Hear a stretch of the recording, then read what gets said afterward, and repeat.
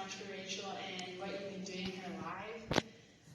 You're so good, God. And you don't call us to fix the whole world. You just call us to love you and to love other people. And the best way to do that is to share a story. I ask that you give Rachel peace and you give her your words. Let her just witness about what you've done in her life. In your name I pray. I never thought I would be doing this, but my goal was just like, Rachel, that's a great story. Tell people. And I was like, oh, okay.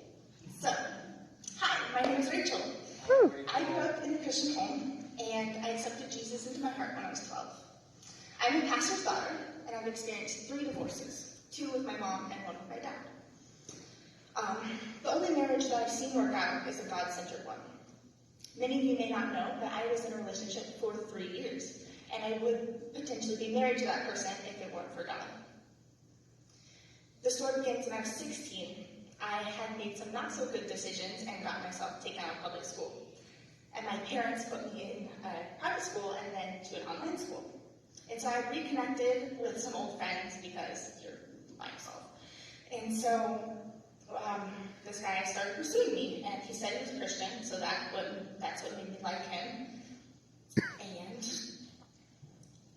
so we just hit it off. Sorry, I'm nervous. I eventually, over the years, discovered that he was very jealous and controlling. At the time, I was doing online schooling, so I would constantly be at coffee shops, and I couldn't even go to Cutter's Point without running into divers. And if that diver was a guy, I'm an honest person, so I would say, how was my day? I would tell him what happened, and he would accuse me of cheating or intentionally meeting up with that person. Also, through Thrive, I learned that I love to dance, because Thrive loves parties, and it was a great thing. But he hated that, and so I gave up that part of myself, and I agreed to not dance with any guys for him. On top of that, we were not following God. Even though I wanted a God-centered relationship, I wasn't pursuing one. I ended up, 1 year into relationship, I ended up falling and committing sin. And I ended up being physically intimate when I had told myself I was going to save that for marriage. But that led to physical stuff in the relationship and not spiritual or getting along in other ways. Every time I fell, God would convict me. But I thank God for that, because it allowed me to know that I was never too far gone. And it allowed me to know that I was still somewhat alive in my relationship, even though I felt like I was useless. God opened my eyes through that, from the controlling relationship, and I just realized this is not what I wanted in a relationship. I wanted to follow God with all my heart, and I wanted my significant other to do that too. It shouldn't feel like you're forcing that person to dragging them along. That's not what marriage or relationship should be. At the beginning of COVID, one of my best friends moved in with my family, and he was supposed to stay there for only a couple weeks, but COVID hit, and he ended up staying there for 5 months. And I realized I felt more connected to my best friend than I did my own boyfriend, and that hurt. And so I was talking to my mom about everything I was feeling, and I was like, Mom, what do I do? And she's like, when you've given everything you've got, and it's just not working, you can't force it to work. It was completely like a one-sided relationship, and it was a struggle to have him do anything I wanted to, even fun things. Like, I love D&D.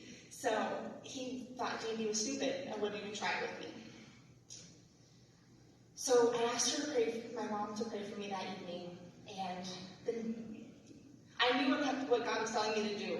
I just didn't want to do it. But it sucks when you replay breaking up with someone in your head.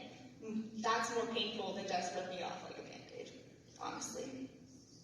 That evening, the scripture Joshua 1:9 came to mind. Be strong and courageous, for the Lord your God is with you wherever you go. The next day, I broke up with him, and I came in the house crying and went to my room. My mom knew what happened, but in that moment, I was completely vulnerable to God. I was praying and crying, and God just put so much peace in my room, and I could not mistake that it was him. And I realized in that moment that I wasn't crying because it hurt. I realized realized that I was crying because it felt so right. And my family and friends immediately saw a difference. My dad came home from work and did not expect me to be downstairs hanging out with the family. He expected me to be up in my bedroom, still trapped up. But God is so good. He's so good. From then on, I felt free. I've been able to dance and do the things that I love. And I've been able to be myself. I am able to come to Thrive and honor God. He didn't like Thrive either. He thought it was a glorified youth group. So I would ask him to come, and he wouldn't come. We had agreed to go to church together, but that didn't happen. And that's not what a God-centered relationship is. And from my mom's example of God being the foundation, he has to be the foundation for things to work and to be solid. So, yeah, that's how God has moved in my life. And actually, one more thing. I knew I had to go through a lot of healing, so I wasn't going to rush into anything, a new relationship or anything like that. And I was just praying and waiting on God to do wherever He led me.